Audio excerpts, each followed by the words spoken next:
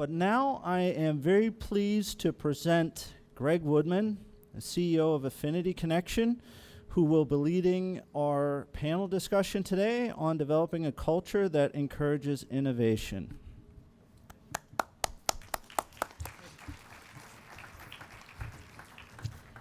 Thank you very much. It's an honor to be here. And again, my name is Greg Woodman, and I'm a CEO of Affinity Connection. We're based in State College, Pennsylvania. We're a direct marketing firm that deals with databases and telling the story of groups. And boy, I can't tell you what a story we just heard right there. It's a tough act to follow. I am pleased to be here today with the other members of the panel. They are leaders in companies known not only for business innovation, but both also for creating a culture that encourages employees to bring their own entrepreneurial attitude and ideas and how it leads to innovation to the roles of their company. So we're going to be discussing kind of creating the entrepreneurial culture. And I'll be speaking for 15 minutes, and then each will speak for about 10 minutes, and then we'll take questions at the end. And so hold your questions till the very end. We'll have about 15 minutes for that. But I do want to start with Bill Strickland's speech right there. Some of the key points there, he really set us up quite well. Just get the, how are we going there, Ben? Yeah, he really set us up quite well to create an entrepreneurial spirit in the workplace. And I want to point out that everything he said is what I'm going to try to attempt to try to follow, in a sense that he gave you the prescription, a well-documented prescription for creating the right environment. And note that he said, we love our students. And that's kind of the underlying theme of my talk, is can you, to create a culture of an entrepreneurial possibilities environment, a growth mindset, actually love the people you're leading. To love your students is what he said, and you could see it manifest itself as the leader, and he infuses that in his whole organization. And I think that's the key takeaway for my little talk here, is that he loves his students. Can you love your team? Can you love your employees? Can you love each other if you're part of a team at a company? You certainly, I am assuming, are loving your customers, but then turning around and loving the people who serve your customers. That's what I have found in kind of my advanced career of failing fast, failing forward, is kind of the takeaway of empathy. So let's see if I can get this to work. So this slide right here, the ability to tap the fresh value-creating ideas of your employees, your partners, your customers, suppliers, and other parties beyond your own internal organization. This is something, just a little background is, in the 90s, I worked at Airwalk Footwear right here in Altoona, Pennsylvania. And I think when we had our heyday of running from 16 million to 200 million, we had a 7-year run there, that the company at that time was practicing exactly this, what I call the Hollywood model of tapping in to the value-creating ideas of your employees. We had partners all over the world. We had customers all over the world. We had suppliers. We had ad agencies. We had shipping people. That George John, the founder of that company here in Altoona, he had an ability through all of us to really tap in to the value creation. And he created an environment, much like Bill had talked about, where we really had autonomy, we really had a sense of purpose, and we were all learning mastery. And we had this culture of failing fast and failing forward. I just want to kind of say, have you guys ever heard of the slogan, failure is not an option? I mean, that's a common thing. It's in the movies, failure is not an option. Kind of, again, passing on some best practices that I've learned, is that statement is wrong if you're going to try to create an entrepreneurial culture. Substitute the word learning is not an option, where the word failure is not an option, and it might make sense, is that I'm kind of here trying to build my case to encourage that you fail, and you fail often, and you celebrate failure. I think I've been invited here kind of because I have failed so much in my career as an entrepreneur. And so I'm encouraging you to celebrate failure. And I know that's kind of trendy. You see a lot of TED Talks on failure, but kind of I teach a class on entrepreneurship at Penn State. And it's so tough to teach students that, especially the ones kind of who have been perfect children, who have had helicopter snowplow parents, who might and they've gotten great SATs, that failing fast, failing forward is really the credo. If you listen to Gary Vee or you listen to Mark Cuban, and I'm sure if Bill went on, he would probably talk about all the setbacks he had to have such a wonderful story, but it was his growth possibility attitude. So innovation, I think, is about embracing that you're failing. I bought a company in the year 2000. I have failed to scale it. We're only at about 1.7 million. When I bought it, I thought I'd be at 5 million. But I have failed over and over on kind of just making mistakes. But the key is treat the word failure as learning. And so that's what I have found. Kind of the thesis is that if you have this attitude from the top down, is that your people and your corporate culture are the most important drivers of innovation. There's an old saying, culture eats strategy for breakfast. And so if you can see from Bill's talk, his culture is a possibility culture. It's a growth mindset. And that goes through, I'm sure, his whole people. And he loves his students, certainly loves his benefactors, and he's mixing it all together as the leader. So just to bring it down to practical execution, kind of 3 steps. 3 steps is step 1, integrate innovation into the strategic management agenda of your senior leaders. And a lot of you probably are here in small companies. I have about 12 employees, so when you say senior leaders, that means you're a flat organization. Do you integrate innovation? Is that something that is just built into your DNA, baked into it? And I say it starts with the possibility mindset, a growth mindset, and then allowing your people to fail and celebrate their failures, because that means they're taking chances. And that just you got to integrate that into your culture. Step 2, create conditions.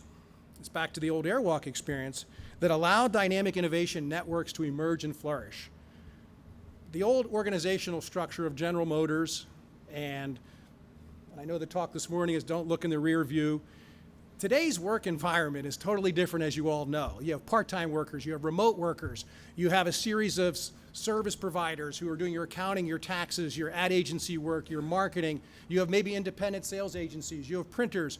The whole world is kind of I call it a Hollywood model. And to create that dynamic spider web Hollywood model, everybody's a free agent, and pulling that together as the conductor to create that innovative spirit throughout your whole value chain, your whole set of suppliers, is that, again, my best innovation has come from my suppliers. I can't tell the difference between an employee, a 1099, my accounting firm, my ad agency firm. We're all kind of part of this Hollywood team that the best ideas come from my clients, come from my vendors, and my job is to be the conductor of all that. And so that's where we have been able to create new products, been agile, been able to be flexible. The knowledge worker today is not the worker of the past. The knowledge worker is a thinker. We're paid to connect dots. We're paid to solve problems. And so much of management techniques are tied to the old way of doing. Management was always carrots and sticks. But back to the creating the right culture and keeping the best vendors, employees, writers, directors, creative talent. I have found the 3 steps. You provide them autonomy, and a lot of my people work from home. Some work in Arkansas. Is that people today, especially knowledge workers, especially thinkers, they love autonomy. They love the freedom driven by intrinsic motivation, not extrinsic motivation. Again, back in the days of manufacturing and doing, carrots and sticks was the way. Now people, they want autonomy, which leads to the engagement, which leads to their own self-direction. Step 2 I learned is everybody wants to get better at what they do. They want to get mastered. They want to have mastery at their craft, whether that's writing, whether that's design, whether that's accounting, is they want to get better and better and better. And the third thing is everybody wants to have a sense of purpose in their job. You can certainly see Bill's company has lots of purpose. They want to be part of something bigger than themselves. So autonomy, mastery, and purpose, I have found, is what knowledge workers are really, really seeking, to have that happiness and intrinsic self-motivation. That's what I have found is that motivates the employees. This is a big one. Is trust, empathy, checking your ego at the door type of thing. And knowledge workers want to be a part of a team, and they want to trust each other. They want to know who's on the left, who's on the right. And so trust and building that into your culture, again, Incentives sometimes break down trust. Incentives often, it's been proven, can disincentivize people and cause rifts between employees. So there's just a lot of new science on this. Attitude. We all know this. Attitude is a better predictor of success than EQ. I don't know if you've seen the statistics that the major companies out there, when they're going to career fairs at colleges around the country, they're doing all these diagnostic tests to figure out if who they're hiring has high emotional intelligence. A statistic out there by the Carnegie Institute said 85% of success from someone you hire is based on their emotional intelligence, their attitude, their ability to have empathy. 15% most companies can train you to do the technical job. So empathy, EQ is more valuable than IQ. And so hire kind of to the empathy of people who can love, people who are good teammates. Now this slide is kind of out of Peter Sen's book. He's a Harvard professor who wrote The Fifth Discipline. We use this in solving clients' problems when we're hired. And you can see also from Bill's talk, he's got possibility thinking. He has big goals, big visions. And all of us are in our current reality. And we have this tension pulling us towards our vision and our goal. And then we have this other stake pulling us back. And that's this belief in powerlessness or unworthiness. I call it fear, uncertainty, and doubt. We all go through this. I have a daily battle with this, is my own fear, uncertainty, and doubt. Can I hit my goal? Okay, and I got about 5 more minutes left. Okay, can I hit my goal? And so the rubber band pulling you towards your goal is called creative tension. The rubber band pulling you back towards your fear, uncertainty, and doubt, and our fears make us weak, that's where emotional tension is. Emotional tension is not good. That causes a stress level. Creative tension is what pulls you towards your goals. Creative tension is good tension. You're solving problems, you're seeing a need, filling a need, and that's where the entrepreneurship culture kind of, what do we need to do to get there? Okay, so the takeaway is getting the growth mindset, the possibility thinking, using creative tension. This slide, you can't hardly see it, but I'm going to go through it. When I'm hiring people, when I'm working with vendors and suppliers, I'm looking for the growth mindset. And I've learned the hard way, and my aha moment is only get people on your team with the growth mindset. And so what's the difference between the growth mindset and the fixed mindset? Right here. The fixed mindset, intelligence is static. It leads to a desire to look smart and therefore a tendency, and we'll go on. In the growth mindset, think of Bill, leads to a desire to learn and therefore a tendency to embrace challenges versus avoid challenges. The growth mindset wants challenges, wants to climb the mountain, wants to use creative tension to solve problems. Obstacles, the fixed mindset gives up easily. Growth mindset persists in the face of setbacks, almost enjoys problems because they get to solve them, they get to crack the code, use their brain, work on a team. Effort, growth mindset, they see effort as a path to mastery. They want to get better. They want to learn how to swim. They want to learn how to do a flip turn. It's not a carrot and stick. It's intrinsic. Fixed mindset sees effort as fruitless or worse. Criticism, the fixed mindset, ignore it, useful, demonize the coach, the trainer, negative feedback. And growth mindset, I want to learn. I want you to be honest with me. I want to get better. I want mastery. Success of others, growth mindset, yeah, we all love Bill for what he's doing and want to invest and donate. Fixed mindset feels threatened by other people's success. So, I'm not keeping up, am I? Okay. So you got it? Okay, criticism. Okay, success of others. Okay, so here's the bottom line. As a result, if you're in a growth mindset, they reach even higher levels of achievement. Your company will reach higher levels of achievement. All this gives them a greater sense of free will. Back to the autonomy. The fixed mindset, and believe me, I have tried to make fish climb trees in my career, and it's been my biggest mistake in my life. Everybody has a sweet spot.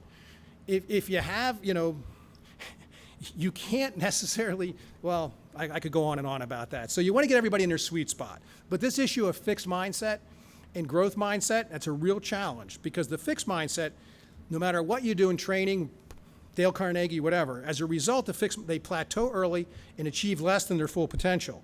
All of this confirms and validates kind of their fixed mindset. And I say the secret to happiness and the secret to a good teammate is how they have either a fixed mindset or a growth mindset. It just makes work fun because the fixed mindset has a determination to become a cancer in the organization. Demonize the growth mindset of people because we're trying to solve problems for our clients and grow. So, my one takeaway, another takeaway is failure is information. I guess I should hit the slide. I got 1 minute. Failure is information. We label it failure, but it's more like this didn't work and I'm a problem solver, so I'll try something else. And that's why I started by saying, I'm here to encourage you to join me as being a failure. and just substitute the word that I have failed quite often. I could tell you stories since I was 18 years old as a student entrepreneur at Penn State, where I have failed, where I've lost money, where I've made bad hires, I've bought bad businesses, and I've probably failed even in the last couple of days. But every time, it's an attitude of possibilities that I'm learning, I'm getting smarter, and I'm going to crack the code. I'm going to crack the code on how to scale my company. And I have just, even in just doing this presentation, have practiced a lot of the things in my research that I wanted to pass on. And I'm telling you, step one is, can you love your employees like you love your children? Can you be a resource? Can you be a servant to them to provide them an environment like Bill is doing with his students to have them flourish with possibilities thinking? So thank you for that. And I want to get the next speaker up here because they have many, many ideas, and we'll take the questions at the end. So now, let's see. I'm looking forward, just like you all, to hearing what advice or experience our experienced speakers plan to share with you today. Let us start with Adam Murphy, President of Sorcery. Thank you.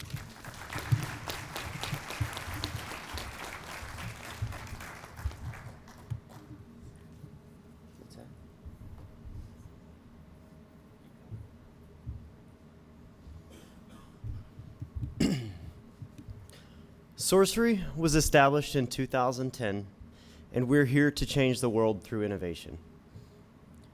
We're not here to just follow the rules, make money, and retire. My name is Adam Murphy, and I'm the president and founder of Sorcery. I've started, owned, managed, operated, and failed at 5 businesses to date, each one being more valuable than the previous in experience and lessons learned, and it's gotten me here to where I am today. Many small companies shrug off setting values, setting strategies, setting goals, and really taking the time to define where they want to be. And us at Sorcery, we embrace it. We use it as our guidepost for when we're evaluating whether or not we should go after new work, what work we should go after, or whether we should keep doing the work that we are. We come back to these. It enables us to really pride ourselves in the highest levels of integrity that we value ourselves at, and that we come to work with a purpose every day and constantly innovate. It allows us to help organizations succeed through the magic of innovation. And those organizations being the United States government and commercial industries in the areas of military readiness, applications, as well as trusted intelligence throughout the community. An example of innovation in what we do is this slide here. Just recently, a few weeks ago, we decided that we're no longer going to come to presentations with just simple slide decks or go to pitch new customers with just different ideas. We're going to turn it into comic books. Everywhere we go, we're going to take a unique comic that we can leave with everybody that describes what we're trying to do and where we're at and what we're about, and focus on the capabilities that we're good at, which you can see here on the right-hand side. Those being military readiness, data collection and gathering, all facets of supply chain intelligence in the new area of technology protection, which is the integration of operational, financial, and cybersecurity. But you can also see at the same level we treat community outreach because we trust it and we keep it as a value because if the community is going to thrive, then we're going to thrive, and we can't thrive without a thriving community. So we do everything we can. We give back. You'll see us everywhere. We do a lot. We do as much as we can for everyone. And it may seem like quite a list of disparate services that we're here to provide, and you're probably wondering how all these make sense together. We're trying to be, and our goal is to be the world's leading expert in counterproliferation. Counterproliferation is stopping the acquisition of arms-controlled weapons to those that shouldn't have them. So yes, we're trying to stop terrorists from having nuclear bombs. And we're also trying to stop third world countries from getting weapons of mass destruction. And how are we going to do this? Through innovation. Innovation's tough. We've grown up and we've been taught that to be a leader, we need to do the stuff on the left-hand side to be able to get shit done and do our jobs. When in reality, as a leader, to grow 10 times and to grow fast, we have to do what's in the right-hand side. We have to associate. We have to put things together that necessarily wouldn't be put together. But to figure those out, that's how we get to where we're going to go. You don't wake up in the morning thinking you're going to put a little piece of glue on a little piece of yellow paper and think you're going to be the next best thing since sliced bread. It takes real drive, it takes motivation, it takes perseverance to come up with that next generation idea. And it just doesn't happen overnight. So at Sorcery, we're doing 3 things to encourage innovation. The first is build a culture, establish a culture. Second is to be curious. And the third is to act different, to think different. So no major feat of innovation was ever planned. It just happened. It happened because the culture was established to let it happen. And at Sorcery, we recognize that life happens and work is a part of that life. It's not the other way around. So at Sorcery, we plan lunch. We shop for it. We prepare it. Jackson cooks it. We all eat it together, and we all clean it up together. You don't get that type of collaboration just going to Chipotle every day for lunch. But if we had Chipotle at Evansburg, we would definitely go there at least once a week. We could also hire a paving company to come fix our potholes. But instead, we decided to go out and get 3 bags of cold patch and see how far we could make it, and it wasn't enough. Obviously, for the potholes in Pennsylvania, you need at least 10 bags. We also participate in community events. We network. And then we establish traditions, like on the right-hand side. Every year, we take everybody from the company to the Preakness. It lets the veterans all day long teach the younger generation and who's coming to work for us how to bet on horses. And they revel in their successes, and they also share in their failures, and they learn from that, and they go forward. Who remembers these commercials? It's 2 independent cultures. It's the Apple versus the PC, or the Mac versus the PC. 2 extremely different cultures, 2 extremely different goals, and 2 way different outcomes.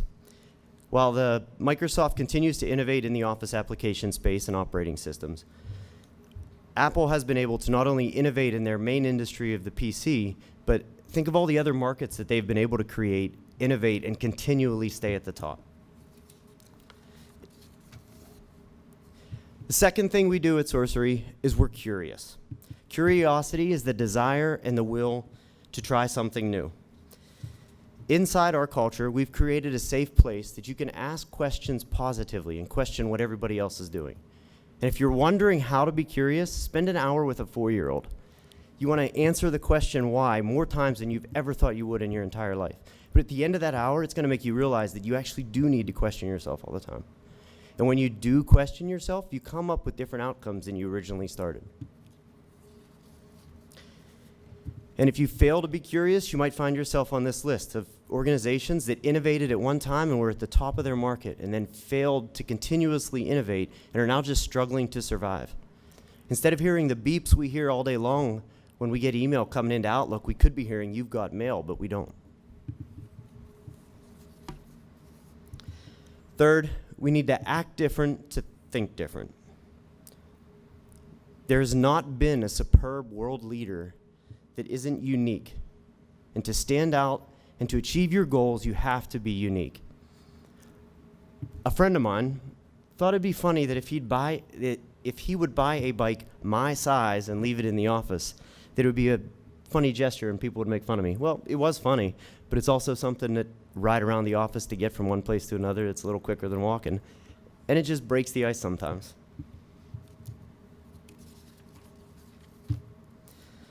So to think different, there's nothing better that establishes this more than the Crazy Ones marketing campaign from the 90s. While Bill did not make this list, he could easily stand up there with some of these guys that did not fit in. They were misfits. They didn't follow the rules. And the thing that they did not do was they did not believe in failure. So even though they didn't follow the rules or respect the people before them, they were able to change the world in their own unique way. And that's exactly what we're trying to do at Sorcery. The people who are crazy enough to think they can change the world actually do. And that's what we're trying to do on our path to be the world's counter-proliferation experts. So I remind you of the 3 things we're doing at Sorcery.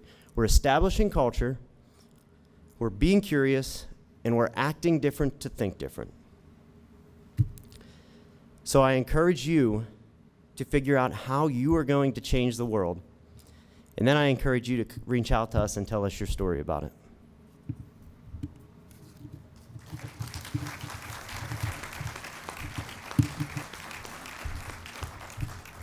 Thank you, Adam.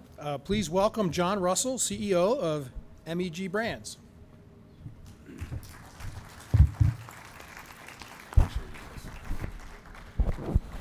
Doesn't go any longer, so hang on. Can everyone hear me? Great. So my name is John Russell, CEO of EMG Brands. Sorry, it's all right. It's all right. So at EMG Brands, we basically own a portfolio of different businesses. Let me grab a hold of this. So we own a portfolio of different businesses, from service businesses to retail businesses. You know, we own 30 different Verizon Wireless retail locations, some in the area, some out of the area. We own a national franchise that we helped get started, and now we support it in some different ways. So we have a portfolio of different businesses that we offer back office services for. Rather than having a call center and an accounting team and a marketing team fragmented in Southern California where we're doing business, and Washington, D.C., we pulled all those resources into Tyrone, Pennsylvania to create, a organization that can, have a culture and not just be, generalists all over the country. So we've kind of pulled that all together in Tyrone. And today we're supporting our portfolio of businesses, but we're also supporting businesses in similar industries. So with perfecting the systems for our wireless business, we now sell those services to other people in that same industry. Same thing for the home inspection business. We own the largest home inspection business in the country in Southern California, do about 20% of the market share in Southern California of every home sold. And, we have perfected accounting, we've perfected lead generation. So we've, started selling those to other industry leaders as well. So currently we're growing really fast. We're growing by about 10 to 15 jobs per month right now in our Tyrone office. Currently, 1% of our revenue is generated in Tyrone, but 25% of our workforce is there. So rather than outsourcing it, or like I said, having fragmented offices, we're creating those opportunities in the town that I grew up in. So how does EMG create innovation? We'll start with the relaxed and flexible work environment. So this is me dressed up. Normally I'm in a t-shirt and jeans, a pair of tennis shoes. Bankers look at me like I'm crazy the majority of the time, but with the different generations that we have working today, it's important to have people be able to express themselves and be comfortable when they're coming to work. So our dress code in the office is be comfortable and don't offend anybody. When it comes to your work schedule, we have flex time, which is basically as long as you're in the office between 11 and 3, I don't care when you put your 8 hours in. If you're a parent that needs to get kids to school in the morning, come in at 11 and stay till 7. If you've got things going on, you got to pick kids up in the evening, come in at 7 and leave early. So really creating an environment. Now obviously there's call center positions and certain positions where there's not that much flexibility, but the majority of our workforce has that flexibility in being able to kind of choose when they're going to come in. Also, we've bought 10,000 square foot of abandoned buildings in Tyrone, Pennsylvania, and have basically took and revitalized an entire block. So we've got about 10,000 square foot. We put in a 2,500 square foot cafe and lounge. So rather than sit behind a desk when you're writing content or doing accounting work, go hang out in the lounge, have a cup of coffee. Also, we're very, very involved in the community in Tyrone. It gives our team a purpose. They know, we could have picked to put our business anywhere, but we chose Tyrone, and I'm from there, but there's also, we're centrally located. There's some benefits to being in that area, but, Tyrone doesn't have a lot of resources for our youth, for example. So we created a nonprofit that is the Youth Association and rolled up all the youth sports and built a 10,000 square foot facility with batting cages and wrestling, just to give our kids a chance to be as successful as even Altoona. You know, we don't have some of the resources that you do. Also, we do a block party every year for the school. We basically give away 500 backpacks. We bring in activities and events, and it's free food, 100%. Every employee from our company participates in that event. And I'll tell you what, when there's a kid waiting in line that was gonna get his brother's backpack from last year, and he gets a brand new one this year, full of school supplies, that person never wants to work anywhere else. Also, we're heavily involved in, you know, a lot of the other community organizations. Next, you know, the most important thing I would say that has helped get us to where we are today is our people. Not just finding the right people, but making sure those right people are in the right seat. We've had, you know, in our business, we move really fast and we break stuff, kind of like they said. You know, if we're not breaking something, we're not pushing it hard enough. So our motto is we push, we break it, we fix it, and we keep going. And when you're in that environment, some people can't operate. They might be an A player at your company in the same role, and you've been there for 30 years and things are kind of figured out. But for us, we need to make sure they can deal with a little bit of chaos. So making sure that not only they're in the right seat on the bus, but they're, enjoying what they do. I have one person that reports to me. I am traveling 70% of the time. I brought in a guy who was a Navy SEAL for 12 years. He was a public speaker for leadership and training. Brought him in to be my right-hand man. He brought all the department leads report to him. And from where he comes from, when you go into a strategy session and make a plan, if you don't follow it, bad things happen. So his job is to sit in those strategy sessions and then work to help the team execute the plan, but also building development for them, helping them get to the next level, communicating with them and making sure that we have them in the right seat and they're enjoying what they're doing. Also, we have a full-time recruiter. Even though there's times where all positions are filled, we're constantly, if we can find an A player that's a good fit, we're gonna bring them on our team. The biggest thing, I was talking at the table earlier, we own 8 companies today. I've been in business for about 12 years, 6 of that in one of those businesses. So we're moving really fast. The only thing that keeps our organization able to expand the way that it is having that next person to run that business. So if I owned 8 businesses and I needed to run 8 businesses, I would have 8 bad businesses. So for us, we're very focused on finding those right people so we can continue to grow the organization. Next is constantly evaluating the market. So I'd say, one of our biggest competitive advantages is I'm a networker. I travel, like I said, 75% of the time. Every industry that we're in, I'm at those conferences. We're the industry leader in a lot of those conferences. So networking and finding connections and trying to learn something, because we don't know what we don't know. And if we can put ourselves at a table with a leader that knows something we don't, it might give us an edge to, get to that next level. So going to those conferences and working that network of connections. Also market analysis and research. We're constantly doing, market analysis for each business, who's a competitor, because at the end of the day, someone's trying to take it from us. So we're always trying to figure out how we take it from ourselves so we can protect ourselves. Last is be intentional. So we follow the Rockefeller Habits scaling up process, or strategic planning. So if you're gonna climb a mountain, you make a plan, and you don't just climb it all in one day, you have checkpoints. And so for us, when you're running all the time, there's no finish line for us, because once we get to where we're going, we're gonna bring on something new. My wife keeps telling me I'm crazy, because I'm like, no, it's gonna slow down. Next thing you know, we're buying something new. But from our employee side, we have to have sprints so that they understand, like, hey, here's what we're gonna accomplish this quarter, very clear, with a very clear meeting rhythm to make sure they have all the resources to achieve it. So being very intentional. Also, plan brainstorming. I have partners in some of my businesses that are complete visionaries, and when they come into the office, it's like a drive-by. It's just idea, idea, idea, idea. And sometimes trying to innovate, you can over-innovate. We don't want to disrupt the people that are focused on executing. So we're very, very deliberate on scheduling those brainstorming sessions and making sure that we're always getting those ideas, but we're not putting it in front of the guy that's supposed to roll out a website in the next 60 days and getting his excitement off track. So being very diligent in planning when those brainstorming sessions take place and doing them on the department level and rolling it the whole way up.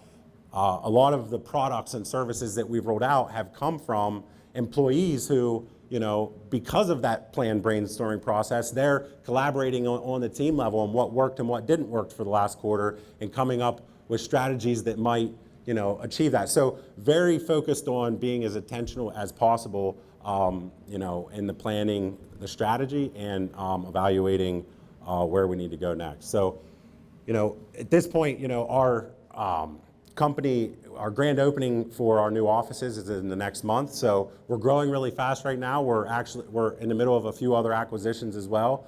So, I can't stress enough, the biggest thing that we do is find A players and keep them.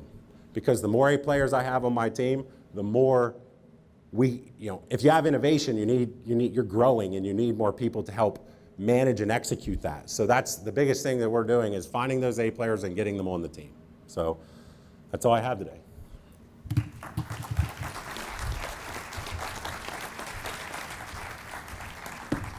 Thank you, John. Okay, and finally, please welcome Roman Wyant, Process Improvement Supervisor from REI. Good afternoon. How's everyone doing? Got a lot of people staring, looking at their phones, tired. I'm going to start it off with a joke. Does anybody know the one about the pizza? That's cheesy. Okay. All right, so a little bit about me. So we got a lot of presidents, CEOs, founders of companies. I'm going to come at it a little different. I'm a process improvement supervisor for the outdoor recreation company, REI. I've been with the company for about 9 years now, just recently promoted to the process improvement supervisor. So we're going to talk a little bit about REI, a little bit of history about REI, and some of the things that we've done over the years to really showcase that culture of innovation within REI. So we'll go back to 1935. How many born in 1935? Sorry, I gotta get my slides. Okay. All right, so in 1935, back before color television, before the completion of the Appalachian Trail, and actually before the end of the Great Depression, and era long before online shopping carts, or actual shopping carts of that matter, before it was convenient to buy quality outdoor equipment, it was 1935 when Seattle-based outdoors people Lloyd and Mary Anderson made a conscious decision. They needed a better way to purchase gear. At the time, quality ice axes were available for $20. Back in the 30s, that was a lot of money. So it was a hefty sum in those days. And to get better prices, they had to rely on local ski shops, middlemen who charged a premium, and they only received overpriced imitation Austrian goods. Unhappy with the process, Lloyd began ordering quality ice axes from Austria himself. Luckily, his wife, Mary, had a little bit of German skills, so she translated the catalogs for him so he could order the ice axes. Friends and colleagues started to see what was going on. They wanted to stretch their dollar also, so they joined in. And eager to outfit others with quality, affordable gear, Lloyd and Mary decided to collect the money, put all the money together, and it really helped them buy that product at a larger batch, really gave them the power to go after that quality gear. And thus, in 1938, out of wilderness spirit, our co-op was born. To the pair, better ice axes meant better adventures from them and their friends. What they didn't know is how the moment would spur a movement that would create better adventures for a million of adventure seekers to come. So the year is 2019. Over the past 81 years, we've embraced the innovative spirit that started the wonderful co-op REI. This year, we're encouraged to challenge the status quo and make decisions that will ever change the face of retail. Just a few short years ago, one of our members out in headquarters out in Washington came up with the idea of opt outside. I don't know who's all familiar with opt outside. It was all over the news. It was a pretty big impact. When you look at retail companies, Black Friday is one of the biggest days of the year for a lot of retail companies. What we decided to do, we decided we're just going to shut down. Okay, so we decided we're going to shut down and pay our employees to get outside and enjoy the outdoors with our family and friends. So for us, it was more important that we would enjoy the outdoors because that was at the basis of our culture. We had a few more organizations join us in closing their doors and encouraging employees and customers to get outside on Black Friday instead of elbowing each other for the next greatest game or the next big TV that was coming out. Let's get outside and enjoy the outdoors. It's examples like this that show the true potential when you give your employees the opportunity to bring something new to the table. I'm sure the person who said that, hey, let's shut down and pay everybody, probably a little nerve-wracking going to the CEO and saying, hey, let's do this. Not a lot of companies encourage people to do that, but here at REI we do. Today the REI community has 18 million lifetime members, more than 13,000 employees, and 154 stores in 36 states. And only by empowering our employees to challenge what we do we continue to strive as a multi-billion-dollar company. Our mission at REI is to inspire, educate, and outfit for a lifetime of adventure and stewardship. Necessity is the mother of innovation. For REI to continue to grow in a world of technology, we had to change. How do we inspire, educate, and outfit in a time when customers would rather order from their smartphone than walk into a store? We got creative. We made changes to the website. We offer expert advice, how to go kayaking, how to go canoeing, how to go camping. We do checklists so you can go on there and get on REI and say, okay, I want to go hike this trail. And we can tell you everything you need to purchase and take on the trail with you. So that's how we're connecting to our employees. And by taking advice from the employees, taking advice from our customers, that's how you continue to grow and innovate in the world. Let's talk about our Bedford location. You guys are a little familiar probably with the area. So Bedford's about 30 miles south of here. In 2007, we opened REI's second distribution center located in Bedford, Pennsylvania. We opened in a 525,000 square foot building with just approximately 185 employees. In 2008, our inbound teams received 11 million units, and just over 2 million units went outbound direct to consumer. Last year in 2018, we received over 40 million units and shipped 5 million direct to consumer units outbound.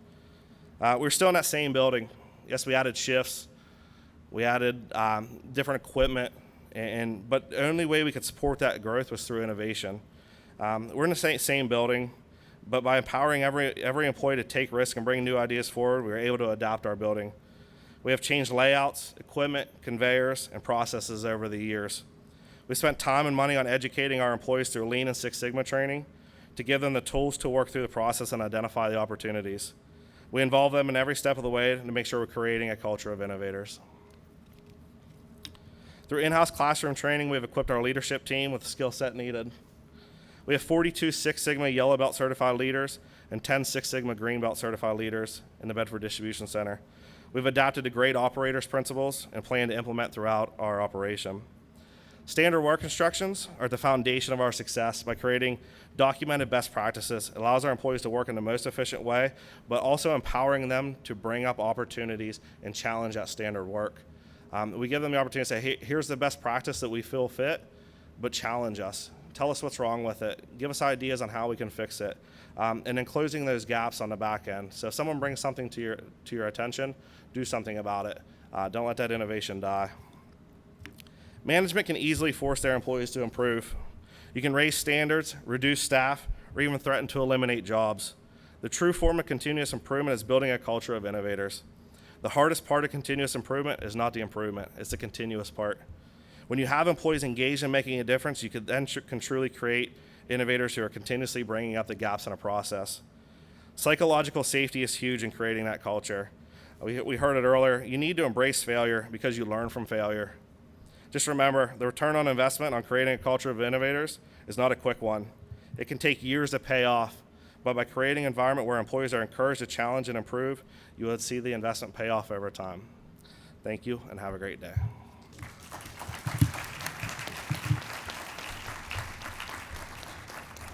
Thanks, Roman. We'll take questions now. Got about 10, 15 minutes.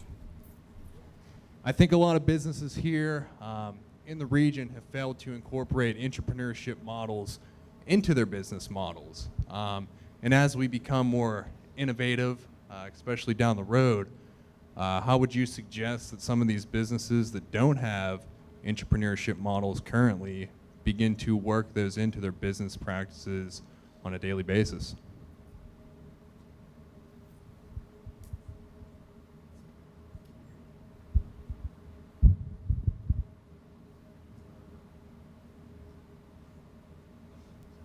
How about now? So one of the things that we realize is a very difficult struggle is for people to take responsibility and take a program and actually run with it. So to be able to inspire entrepreneurship at Sorcery is we really just give the responsibility and give them an end goal and see where they are. Let them get there and let them come back and check in and set up reoccurring meetings and those type of things. But as a leader, it's really hard to let go of some of that. So you have to teach the business owners, the leaders, the managers, they have to be comfortable to give up responsibility to actually encourage entrepreneurship. So while it's a problem for the employees, it's a problem to get the employees to join in on the entrepreneurship. It's also a problem to get the managers to let go and allow the entrepreneurship or the innovation to happen. And where we start there and how we do that here is something that we struggle with on a daily basis at the company. We try numerous things. So it's constant trying and constant reevaluation and trying new things. And just an easy step is to start with your clients, your current customers. Your businesses exist today because someone's paying you money to solve a problem for them. And if you go meet with them and talk to them and have empathy and really listen, there's an old expression, if you ask for money, you get advice. If you ask for advice, you get money. And so anytime I'm caught in an inward kind of thinking and how to grow and innovate, go spend time with clients and ask them where their pain is. And they'll give you many, many ideas that you bring back and execute, hopefully for a profit. Okay. Yeah, and I'd say, take a look at your culture. I think it all starts there. And as long as you have a work environment that people, enjoy, and a culture of being okay with failure, I think that's where it starts. So just assess your culture. I mean, just go online. You can learn anything you want. Go learn. If you don't know, go learn about it, and then evaluate yourself and see where you're at culturally first. And if that foundation isn't set, it's going to be a hard uphill battle to make it happen. So I think just truly listen to your employees. So when you're out there, you have a ton of employees that are innovators and entrepreneurs, but I think a lot of times they get held back because they're afraid to put themselves out there. And when you talk about listening, it's not just creating a space where someone can talk to you, but actually doing something about it in action off of that conversation to really showcase that you're listening to them and getting that buy-in from your employees and having them involved in every step of the way. You'll see it grow exponentially over the years. And like I said, it's not a quick turnaround. It's not something that you can go out there and say, okay, we're going to be innovators and entrepreneurs now. It's about building that culture around it and really taking the time and having the right leaders and the right people in place to help support that. And a lot of times the innovation are bad ideas. So when they're bringing, whether it's good or bad idea, you have to listen to his point. Someone comes and says, hey, I wish we had this. And you're like, that's so stupid and small. If you blow them off like that, the next big idea is not coming your way. So, like he said, listen.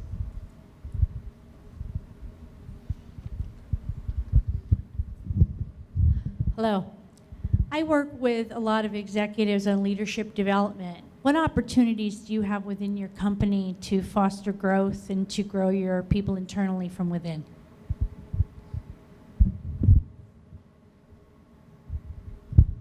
We send our people to Dale Carnegie, and that helps with them the possibility thinking and to be able to have vision and set goals. So that's been very helpful for us. So I'm leaving here to go to a Dale Carnegie class with the rest of our company. Actually, we embrace it, and we're having everybody in the office do that. And we've been working a lot with PA CareerLink lately, who's setting us up different opportunities to invest in our employees and do what we can. It's been very valuable. Yeah, we use top grading in our business to constantly evaluate and see, it's from the time you have your first conversation with the recruit the whole way through their employment, doing your proper due diligence before you bring them on board, and then, constantly evaluating. Like I said before, I have a 12-year Navy SEAL that, that's his whole world. It's making people around him better so that he stays alive. So that, from our perspective, putting someone in place that, his title is Chief of Staff, all he does is focus on the team. I'm not an executive, but I'm going to answer. So one of the things is just through like the Lean and Six Sigma training and stuff that we do, in-house classroom training, bringing people that are a lot smarter than us in to help give that advice, give that training to the employees, and just really, you have to invest in your employees. They're the ones that are going to help you grow. So if you're worried about that bottom line, you may be stuck there because you really need to spend the money, spend the time, and invest in your employees and listen.